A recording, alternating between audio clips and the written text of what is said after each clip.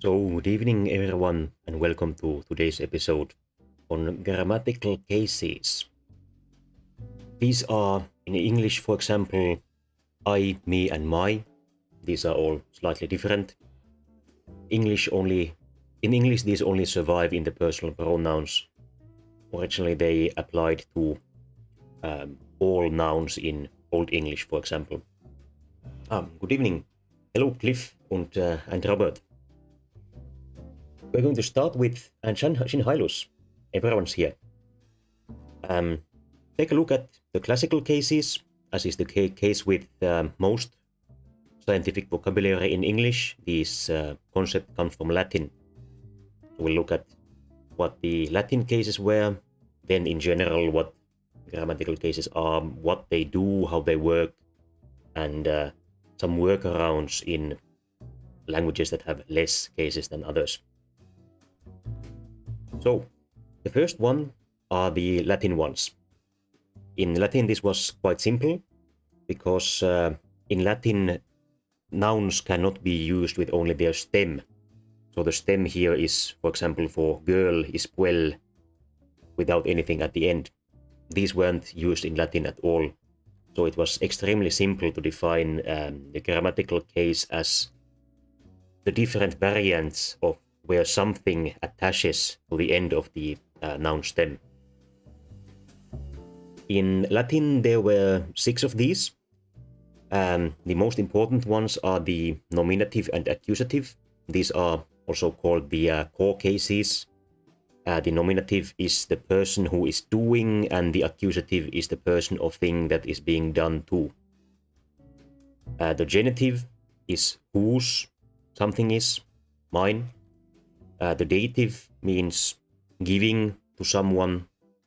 The ablative has a surface meaning of moving away from something, but in the case of Latin, ablative is the sort of wastebasket, which is used with most prepositions. And then the vocative was less used by this point and eventually disappeared in all Romance languages. This is the kind of thing where you want to get attention from someone. For example, if you said, "Hey John," for example, in English, this could either mean an exclamation, "Hey, John is there," in which case John would be in the nominative, or you could be trying to say, "Hey John, listen to me, I'm here," in which case John would be in the vocative. Of course, English does not have a vocative, but let's imagine calling out to a Marcus. In ancient Rome, you would say Marce instead of Marcus. Here we see some spoilers for the later slides. You see that not all of the cases are differentiated in all conjugations. For example, for puelle, you don't know if that's genitive or dative, or it could even be the plural nominative. This is actually perhaps one of the most difficult things about learning Latin, since you really have to have an entire sentence to be able to understand exactly what a single word means. But of course, this system was quite simple for Latin, as the Latins invented the concept, but it doesn't even work for all fusional languages. In general, it does, but for example, in Russian here, we have a case where the plural genitive of a book, for example, a house of books, for example, would be simply the stem, knig. And in this case, you can say that the plural genitive has a null value or zero value for the plural genitive case, but we are getting on to thin ice here with actually having a rigorous definition for the cases. So what we end up with is a functional definition. As we remember, in Latin, the grammatical cases mark, among other things, which part of the phrase is the subject, so the thing or person doing, and the object, the thing or person being done to. Good evening, Pick D20. We are not far. We are on the second slide, so not too late at all. You missed the Latin cases, but that won't be a problem. So, since marking the nominative and not marking the subject and object was a core function of the cases, then the generalized definition is that any mechanism that differentiates between the subject and object is grammatical case in other languages. So, as I alluded to, there are the core cases, nominative and accusative, in most languages we are familiar with, which mark the subject and object. But in some languages, these are not used, and instead the absolutive and ergative are used. Examples of these languages are, for example, Basque and Sumerian. My examples are from Sumerian, as it is the only ergative language that I know. Yeah, the first example is plain English. I sleep, I see him. In both of these, the person doing is in the nominative, and the person being done to is in the accusative. However, in ergative languages, this is not the same case. In an ergative language, I sleep, the person doing is in the absolutive, but when I see him, he is in the absolutive. So you could think of this as I was seen by him, as a sort of translation into the English system. This is clearly identifiable with Sumerian here, where we have Lugal Munsar. So the king wrote, and here we have Lugal. The king has a zero marking. This is the absolutive. And in the second example phrase, Lugale bat mundu, the king built a wall. The wall also has a zero marking, so this is now the absolutive. But the king has an e at the end of it, so this is the ergative marker. This can be extremely confusing, particularly if you are not familiar with this concept, but fortunately this is not a lesson in one of those languages, so even a superficial understanding will be enough for now. How many languages actually have few cases and how many have a lot? Here we have some data points from the World Atlas of Language Structures once again. Here, out of 261 languages, which have a data point for how many cases they have, the single most common is having no cases at all, but this is a bit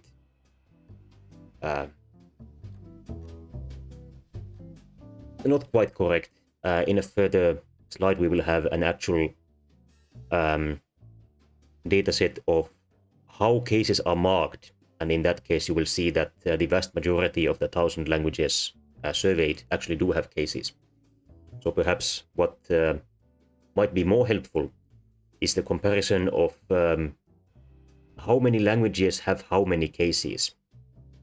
And in general, this system seems to be that quite a few languages have very few cases or a lot of cases, and around here by 3 or 4 cases is a low point. Although, of course, many of the European languages we might be familiar with fall into this group. For example, German has 4 cases, Swedish and English, as other Germanic languages, have 3, but only in the personal pronouns. The Romance languages in general have 4, but again, only in the personal pronouns. If you have no grammatical cases, then the subject and object have to be marked in a different way. So, if it doesn't count as a case, that means that this is either communicated via word order, like in these examples, the woman saw the man and the man saw the woman, Here the subject and object are exchanged with each other, but the only thing that changes is the position of these words in the phrase. And the other possibility are particles, such as the word the.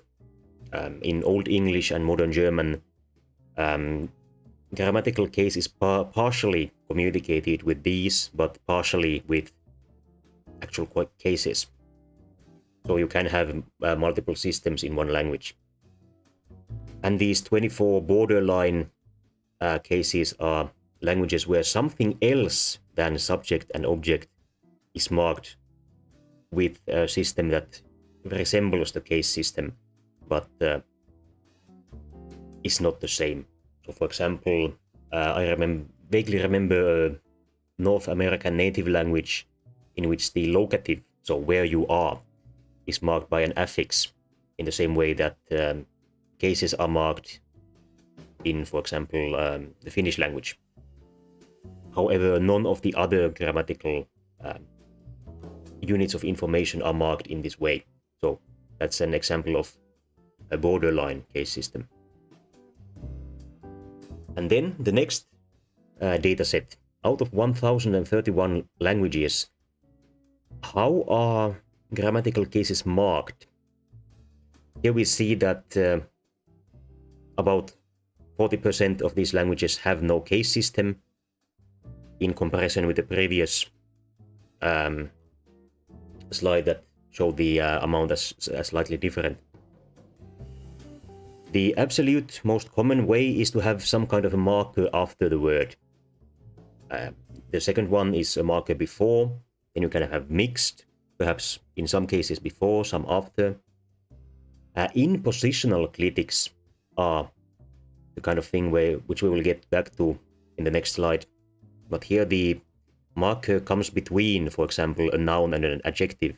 So for example, of the green tree, you would have green of the tree. And this of would apply to both of these words. In a few languages, this is marked by a tone. So for example, a versus a.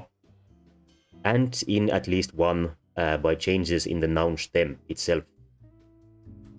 Literally unique. The markers can be affixes or clitics. I have not differentiated between these in the numbers here, but there are more affixes and less clitics.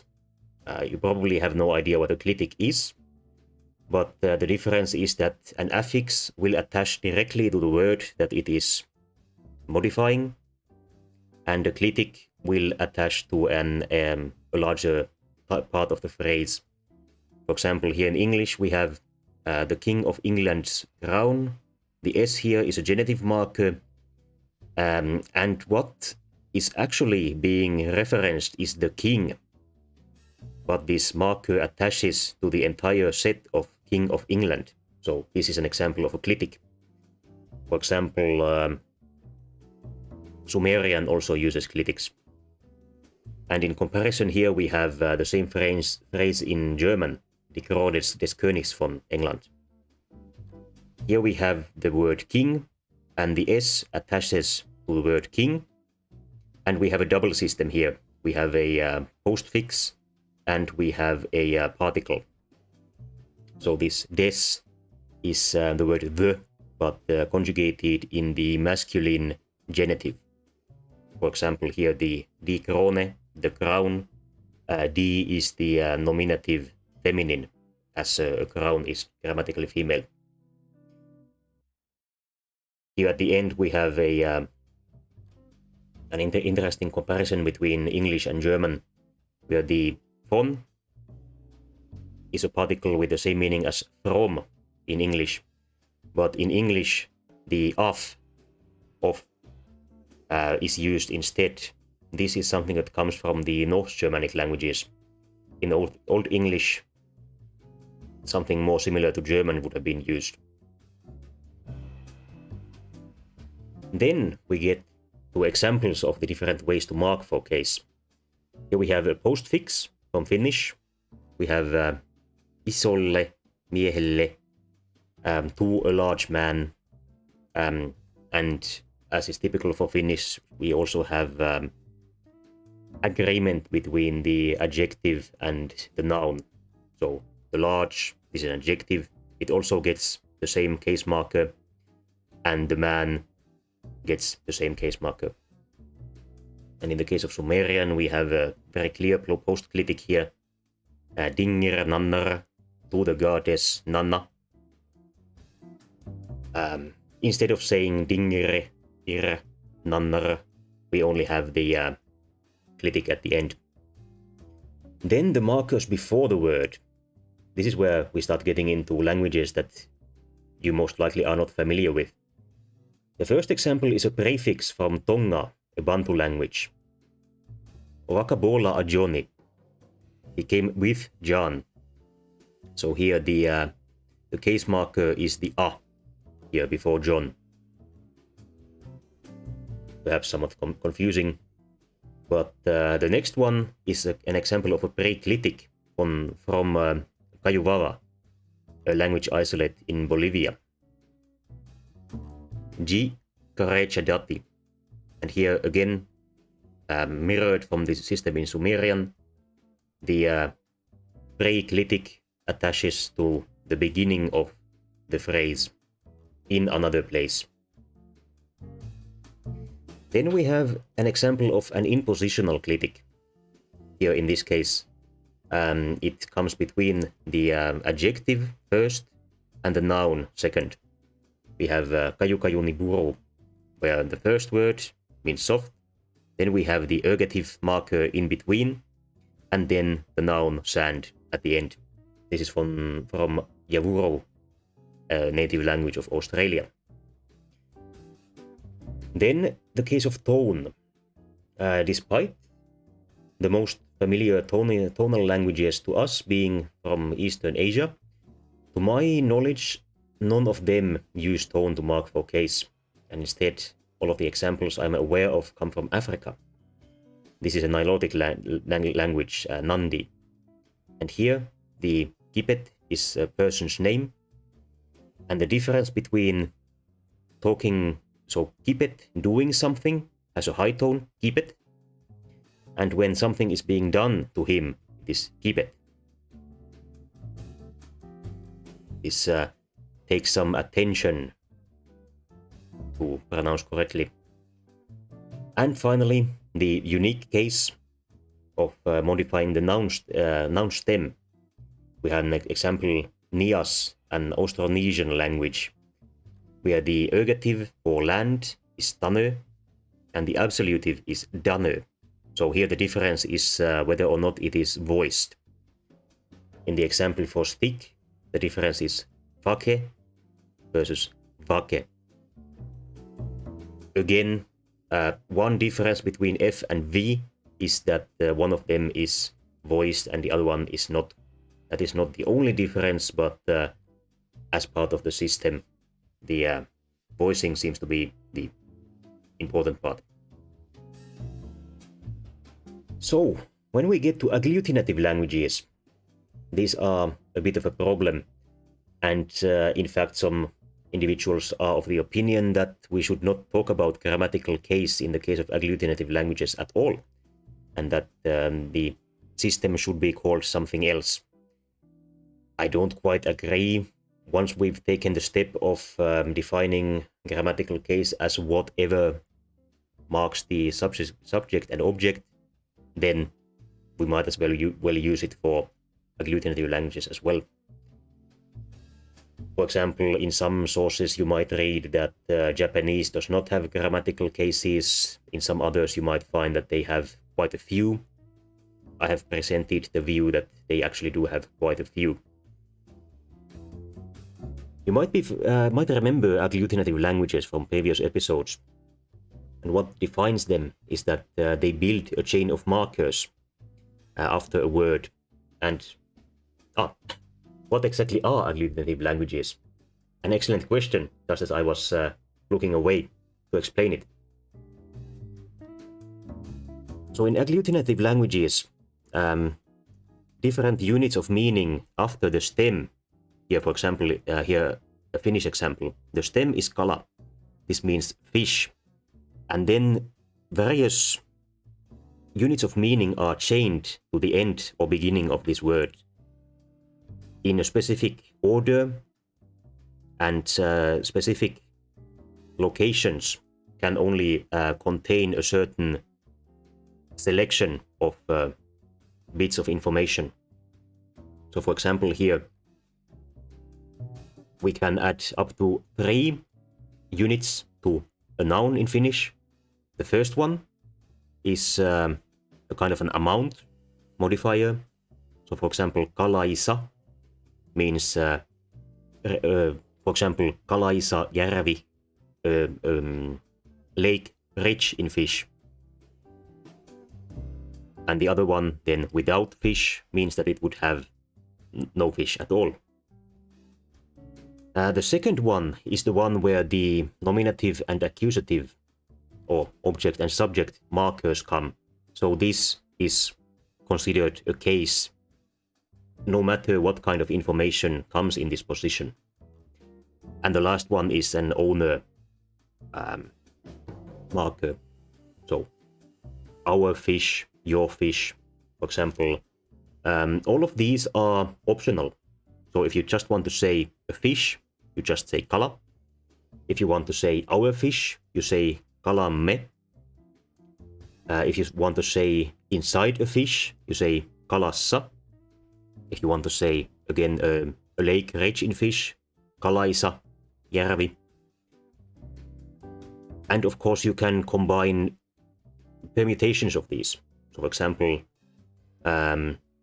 your fish, your lake rich in fish comes out as kalaisasi, kalaisasi. And of course you can have all of them. Kalaisassamme. So in our lake full of fish, kalaisassamme järvessä. And in this case, the adjective, the noun.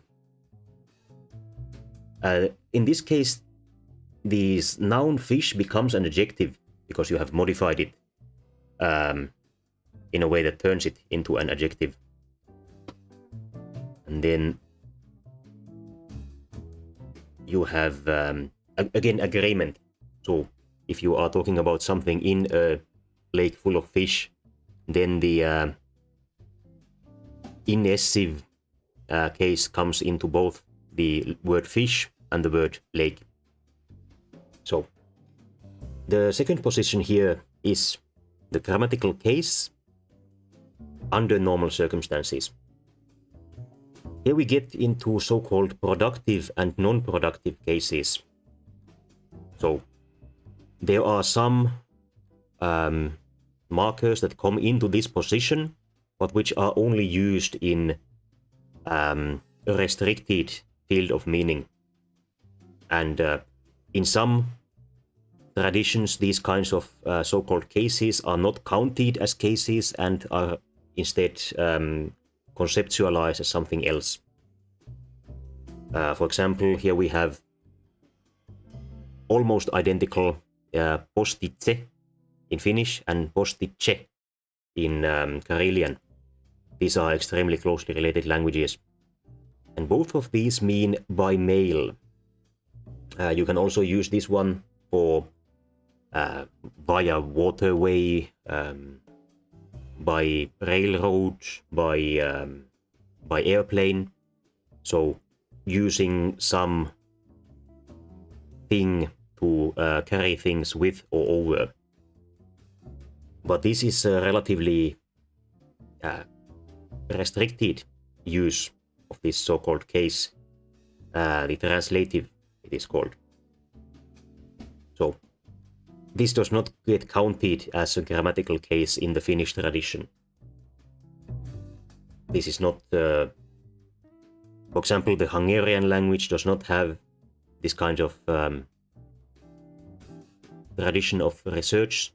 So some of the prodigious amount of grammatical cases that are claimed for the Hungarian language, for example, also exist in the Finnish language but are not counted because they are weaker than the so-called productive cases.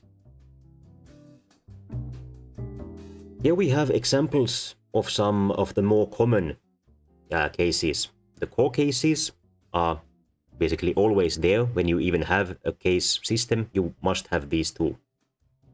Again, the who does to what. In addition, the dative and genitive are extremely common. So if you have a case system, you are quite likely to have these. For example, the Romance languages and the other Germanic languages still have these. In English and Swedish, the accusative and dative have merged. So in English, for example, you give something to me, but you also shoot at me. One of these would be in the dative and one in the accusative for languages where this differentiation is being done. And the genitive, of course, partially survives in English. Something is mine, or it is the king's. Then we get into relatively common cases, but which are not found in the larger Western European languages. The instrumental means using what. So I am talking to you using my microphone. This would be in the instrumental case. The comitative, with whom. I am talking with you. The you would be in the comitative case. And the abbessive is without who or what. So for example, I am talking to you without seeing you. So there the seeing would be in the abbessive case. The next ones are getting relatively uncommon. These are mostly found in languages with a large array of grammatical cases and in relatively rare languages. For example, the benefactive means to whose benefit, because most of these names come from Latin. If you speak Latin, they are almost self-explanatory. I don't actually speak a language where this one is used. I think it is found in Turkish at least. It's a bit difficult to imagine an example phrase for this and differentiate it from the dative, for example. So if I give money to charity, charity could easily be in the dative as well. Or it might be in the benefactive, I suppose. The essive is means as what. So as a person, for example, the person would be in the essive. And then the equative, this is one that I am only familiar with in Sumerian, means in the manner of something else. For example, let's say like, think of the video game series Ryuga Gotoku, Yakuza series in the West.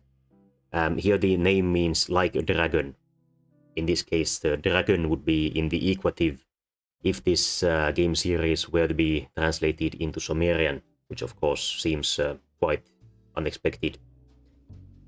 And very rarely, some languages have splits in the kind of core cases that usually only have one for each.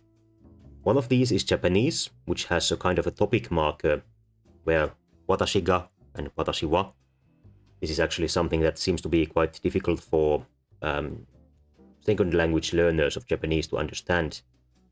Both of these would fall under the nominative in most languages, but in Japanese there are two cases for this.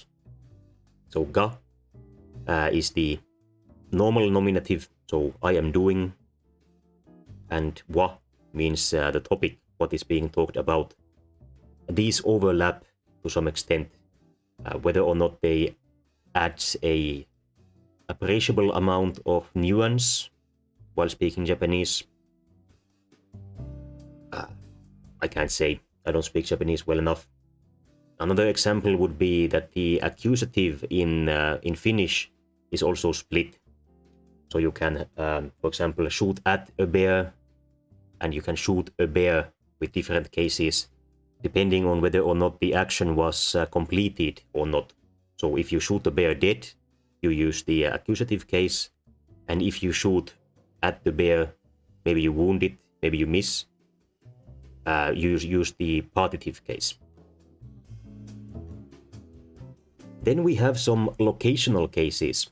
These are the kind of things that add up the number of cases. So for example, if you read that Hungarian has 20 grammatical cases, I think that's a number that gets thrown around. Here you can see that 9 of those are built out of the locational cases. These work in a kind of grid. For example, Japanese here is the simplest one of these examples. We have Japanese, Finnish, and Hungarian, all of them agglutinative languages, Finnish and Hungarian Uralic languages. All of these, these three, have a series where you are inside something. So if you go inside a house, it is ieni, talohon, hasba. If you are in a house, iede, talossa, hasban. And if you are coming out of the house, it is iekara, talosta, hasbol.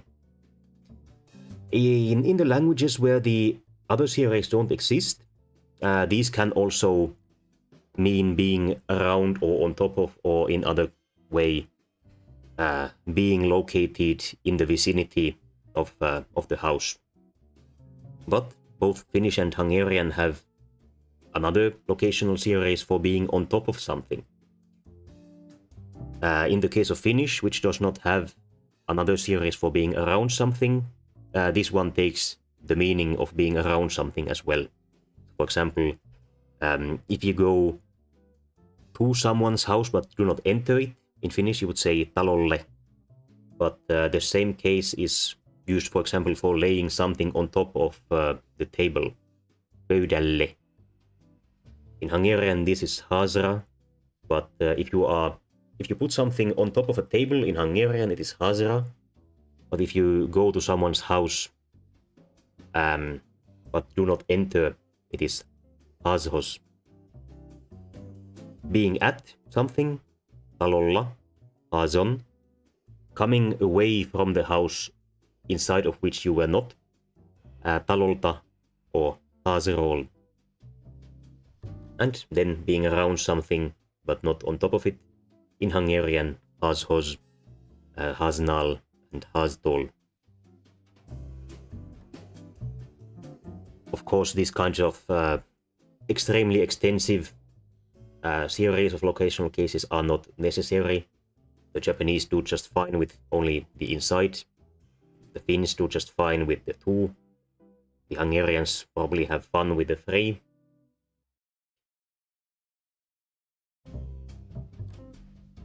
Then, getting into a bit of a different topic, asymmetric marking is where not all of the words work the same way.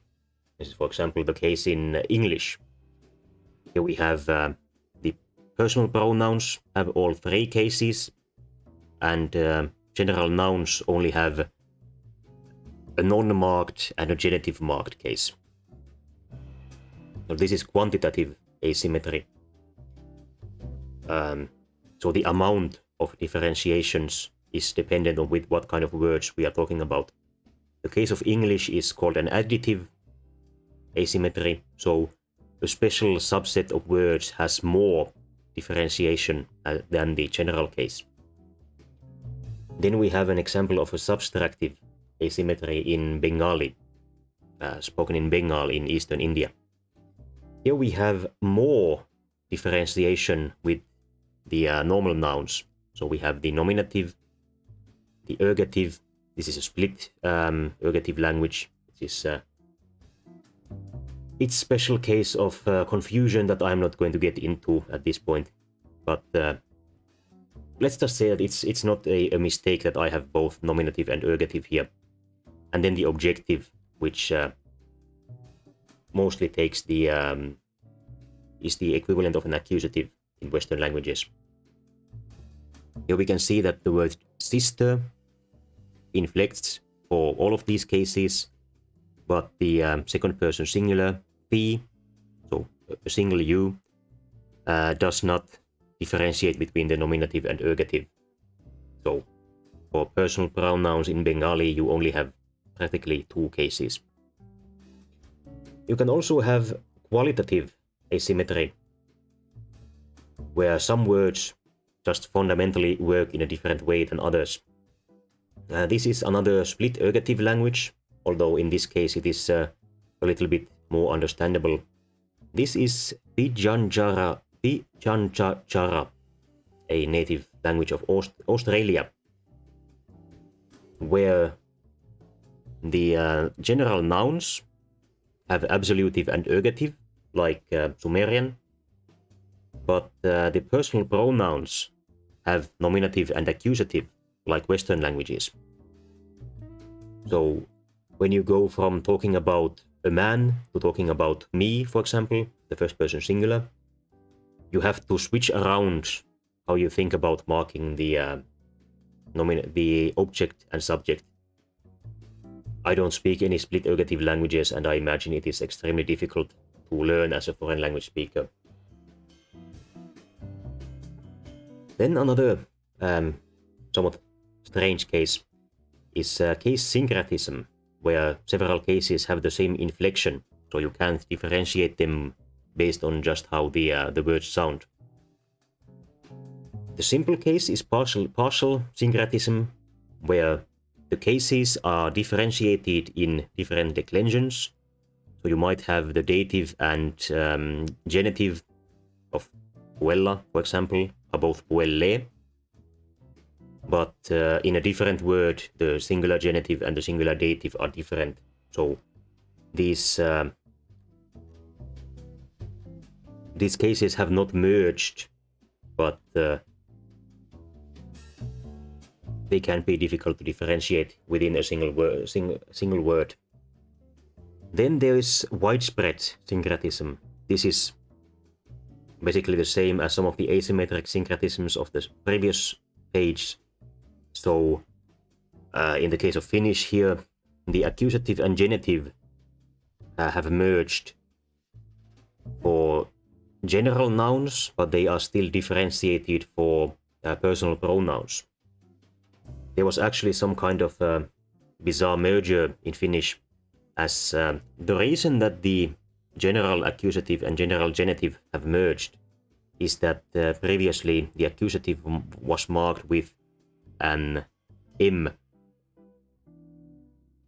So m, a labial nasal consonant. But all of the word final nasal consonants in the Uralic Proto language ended up being merged into the alveolar nasal consonant n. In, I think, the Baltic Finnic languages. And because of this, the accusative of fish would have been kalam, but it has become kalan, and as a result of this, it is no longer possible to differentiate between the accusative and genitive of a fish. For some reason, the personal pronouns have a different accusative than even the historical accusative. And finally, there is complete syncretism, where cases merge completely, which is the case between the accusative and dative in English and Swedish, for example, but not in German.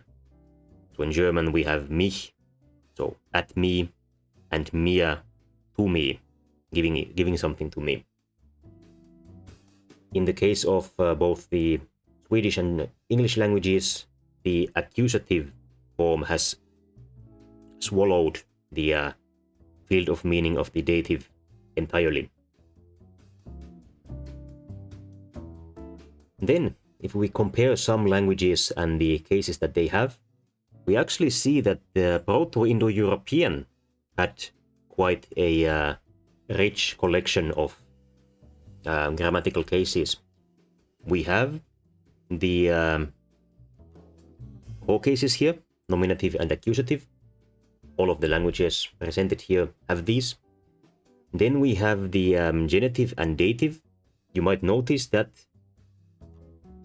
there, in this group there aren't any which have only one of these. They often go together. Then we have the instrumental. This is starting to get a little bit more rare in the other later in Indo-European languages. So this would mean with something. I am gesturing with my hand, even though you can't see it. Then we have a series of locative cases. Here we have allative moving towards, locative being inside, and ablative moving away from. The same that we went through with Japanese in a previous slide. Here the allative is the one that was the first to disappear in Indo-European. It only survived in the Hittite and other Anatolian languages. So it might have disappeared from Indo-European even before the other branches split off. And then the vocative, which we talked about in the case of Latin, addressing someone. So, dear audience, the audience would be in the vocative. This is something that we here see only in Indo-European and some of its descendant languages. Not found in Japanese or Sumerian, or for example any of the Uralic languages. So this is a bit of a specialty for the Indo-European languages, but not unique to them. And then we have the theme marker, so the split nominative. Out of this group, this Japanese is the only one that has this. It is also the only language that I know that has this, but this of course doesn't mean that it is the only one in the world. And then Sumerian had a couple of rare ones, the equative and directive. So in the case of Sumerian, we have the normal the single series of locative cases and the directive in addition to that. So you kind of had a double locative. So you could explicate that you were inside something, or you could say that explicate that you were nearby to something. But you could not differentiate whether you are going to, around something, or inside, or if you were coming out of, inside, or from the vicinity. And the equative we discussed as being something similar to something else. So the Indo-European and Japanese inventories are actually quite similar, surprisingly so. But getting to the descended languages of Indo-European, we see here that Sanskrit retained everything except the allative case, which seems to have disappeared quite early. And the other classical language, Latin, has lost the locative and instrumental cases as well. And on the next slide, we are going to go into how these meanings were communicated when you did not have a case to do it. But Latin still had the ablative and vocative, so coming away from something and addressing someone. Both of these were further lost in the Germanic languages and all of the modern Romance languages. So German only has the first two pairs. Russian retains a little bit more. You have the instrumental, so you can do something with. I'm gesturing with my hands again. And Russian sort of has a locative. There is a case that has developed from the locative, and that generally gets used for all sorts of prepositions. In the same way that the ablative in Latin was a kind of a garbage bin that got used for all of the meanings that did not fit into the other ones. In Russian, the locative is a similar one. It does get used to communicate your location, but it also gets used for a lot of other meanings as well, with different prepositions. Then, despite Sanskrit being quite conservative with its case system, many of the Aryan languages, not necessarily descended from, but closely related to Sanskrit, like Persian and Hindi, have been radically simplified. In the case of Persian, you only have the nominative and accusative. In the case of Hindi, You only have those two and the vocative, bizarrely enough. This is a case that has disappeared in the vast majority of Indo-European languages, but Hindi is one that retains that in addition to only the core cases. And then Sumerian has a relatively rich selection of cases again. You might think that agglutinative languages such as Japanese and Sumerian and the Uralic languages would tend to have more cases, and this can certainly be the case, but that doesn't mean that fusional languages such as Proto IndoEuropean here necessarily have or had a small amount of grammatical cases. Now then, we are getting into technically the last slide, which is Rection, rectio in Latin. This has a different name in English, but I found it extremely confusing, so I just used the Latinate one. This is the phenomenon where some words require a particular case or some other marker. If you watch some of my clips on Twitter, you have run into the first example, liberare. This is where we get liberate, but let's say free. Free from something. Liberare takes the preposition ab, so free from, and the word that is being freed from comes in the ablative, so movement out of. This is a classical use of the ablative. In the case of Finnish, we have pitää plus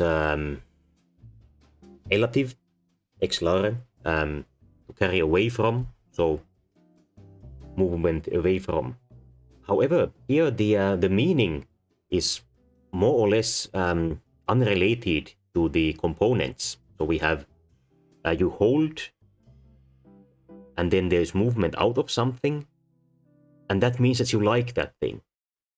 How exactly this kind of construction came to be, I can't explain, but it is how it is.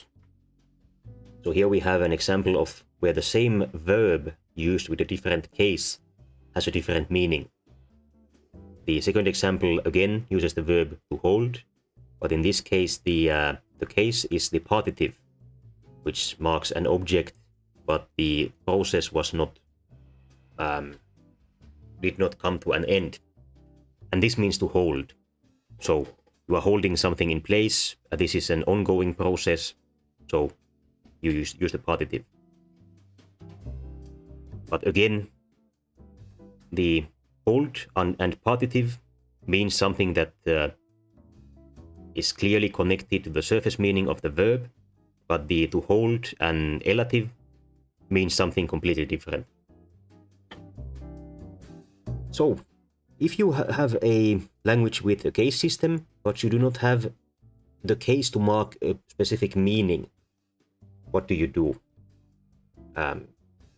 In German, a language whose ancestors historically did have the locational cases, back in the distant past, in the Bronze Age or Stone Age, the ancestral language would have used the locative series to communicate this, but they no longer exist in German, so you have to do something else. And here we have a combination of prepositions and cases. So if you are moving into something, you use in and the accusative, into. In das Bett, into bed. Ich gehe ins Bett. I'm going to bed, I think in English. If you are inside, you use in and the dative, in dem Bett. Ich bin im Bett. Ich liege im Bett. I am laying in bed. This is not differentiated in English.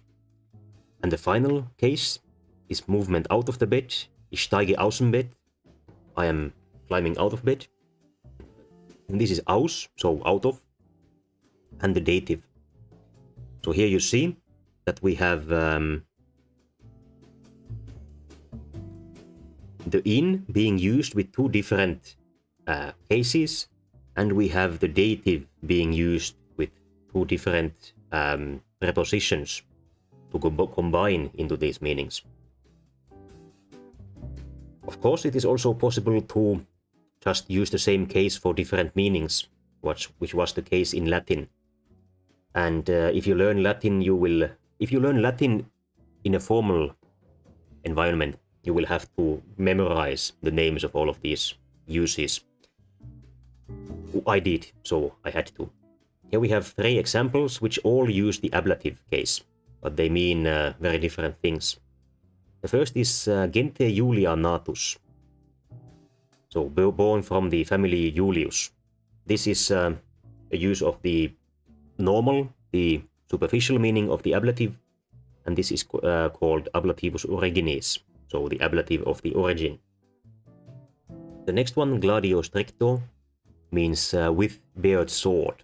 So a gladiator, for example, might approach you with his sword drawn, and in this case he would approach you gladio stricto.